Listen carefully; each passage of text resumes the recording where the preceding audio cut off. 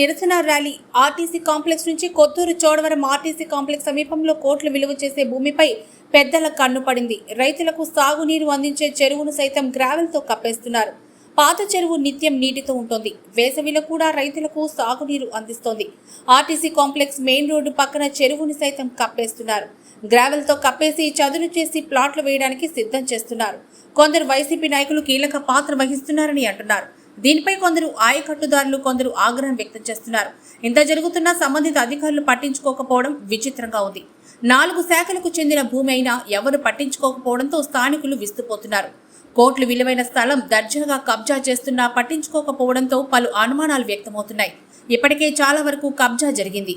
కొందరు అధికారులు కాసులకు కక్కుర్తి పడుతూ ఉండడంతో రికార్డులు సైతం తారుమారు చేస్తున్నారు. వారికి రహదారి కోసం పేదల పొట్ట పట్టడానికి కూడా ఆలోచించడం లేదు. కోట్లు విలువ చేసే భూమి తమ ఆధీనంలోకి తీసుకోవడానికి ప్రయత్నిస్తున్న ఇతర పార్టీ నాయకులు సైతం ఎవరు కూడా ముందుకు రాకపోవడం విచిత్రంగా ఉంది. ఇప్పటికైనా జిల్లా అధికారులు స్పందించి ప్రభుత్వ స్థలాలు రియల్ ఎస్టేట్ వ్యాపార చేతుల్లోకి వెళ్లకుండా కాపాడాలని పలువురు స్థానికులు కోరుతున్నారు. జనసేన పార్టీ దృష్టి తీసుకొచ్చినప్పుడు ఎక్కడికక్కడ పోరాటం చేస్తూ ఉన్నప్పుడు ఈ రోజు చోడవరం పట్టణంలో చోడవరం కాంప్లెక్స్ నడిబొడ్డున 1 ఎకరంన్నర జగాన్ని పూర్తి స్థాయిలో ఆక్రమించి నీటిపారుదల వసతిని కూడా పూర్తిగా అక్కడ అరికెట్టి దారుణంగా ఆక్రమించుకుని రెవెన్యూ పట్టుకోదు, ఇంటర్మీడియట్ శాఖ పట్టించుకోదు, ఇరిగేషన్ శాఖ పట్టించుకోదు, కోట్లాది రూపాయల భూమిని నడిబొడ్డున తీసేసుకుంటుంటే వైసీపీ నాయకుల బొత్తాస్తో పెద్ద మనుషుల ముసుగుతో చీకటి ఒప్పందాలతో ఈ పట్టణంలో భూములు కొట్టేస్తుంటే చూస్తూ ఊరుకోవడానికి జనసేన పార్టీ సిద్ధంగా లేదని ఇవాళ చోడవరం ప్రజలందరికీ భరోసాగా ఉంటామని తెలియజేస్తాం. ఇవాళ చోడవరం పట్టణంలో ఏదైతే అవినీతి విధ్వంసం జరుగుతుందో 60 రోజులు పోయిన తర్వాత వచ్చే జనసేన తెలుగుదేశం ప్రభుత్వంలో పెద్దలు నారా చంద్రబాబు నాయుడు గారు, పవన్ కళ్యాణ్ గారి నాయకత్వంలో ఈ పట్టణంలో జరిగిన ప్రతి అన్యాయాన్ని, ప్రతి భూదందాన్ని, ప్రతి భూ ఆక్రమణని బయట తీసుకొస్తాం.